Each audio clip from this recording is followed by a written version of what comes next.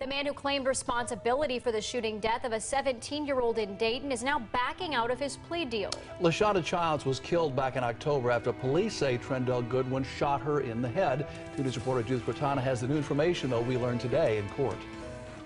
Trendell Goodwin took back his plea of guilty this morning, just moments before he was set to be sentenced, elongating the process for both families involved.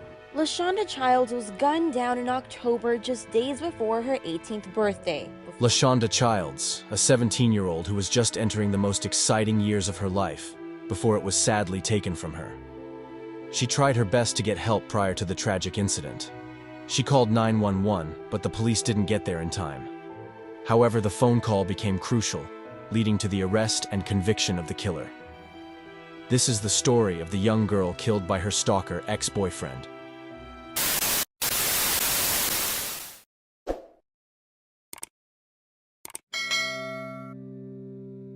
Lashonda Childs was at the prime ages of her life and was loved by many. A social butterfly and passionate about all things beauty. She also had her own business called Beauty Blender LLC. The early motivation showed she was leading towards a life of great achievements. Lashonda got into a relationship with a male who was 11 years her senior, called Trendell Goodwin. According to her mother, Nina Childs, the relationship from the start was rocky, and there was abuse in all years which kept escalating as time went on. Apparently, he also misled Lashonda about his age, claiming he was 20 years old when he was in fact in his late 20s. Few months into the relationship, Lashonda tried to distance herself from him due to his behavior. He would take her phone and harass her and her family, making excessive phone calls. Nina said he would sometimes call up to 70 times a day, which was irritating and concerning. Lashonda was an active social media user. Whilst being a victim of domestic abuse, she was vocal about her experience with her boyfriend.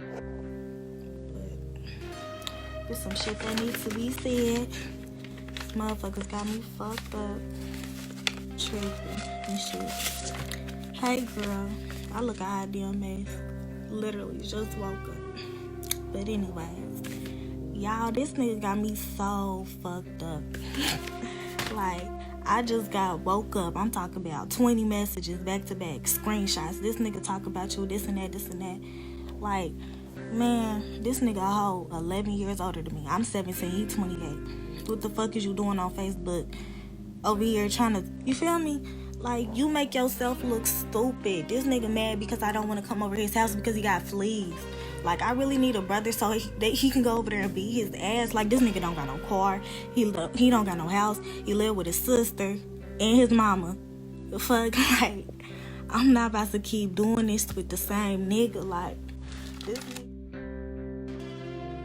Telling stories on how he treated her and how she wanted others to spot signs and stay safe. There were signs, but no one realized she was screaming for help. In a Facebook status, she mentioned some of the ways in which her boyfriend was abusing her. He had thrown her into walls, breaking several bones. He even threw her things into a sewer and ended the status by saying these were only some of the things he had done. She was aware about how toxic and dangerous the relationship had become, and she had to find a way out. Lashonda left Goodwin, but he didn't leave her alone. He would follow her from her house to different places and hid in abandoned buildings to watch her every move. The actions of Goodwin before the murder were disturbing enough and built an eerie picture of his character.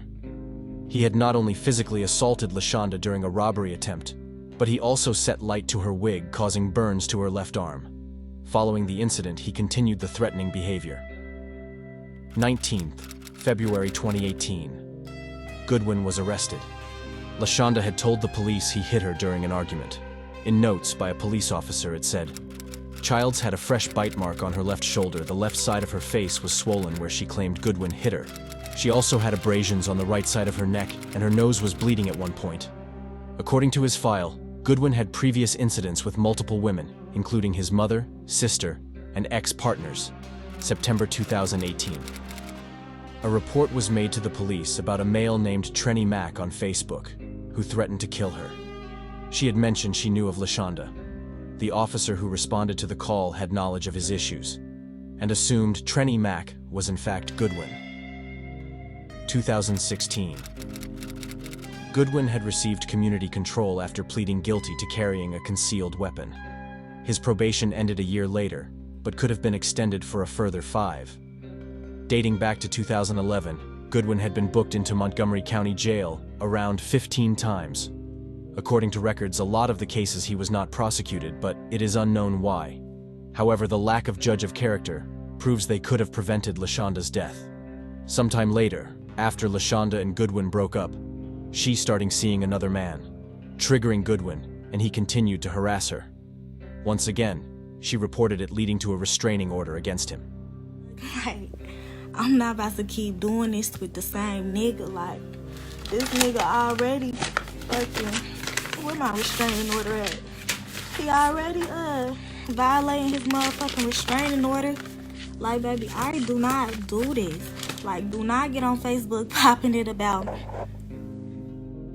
She thought this would finally be something, and Goodwin would leave her alone. She was wrong.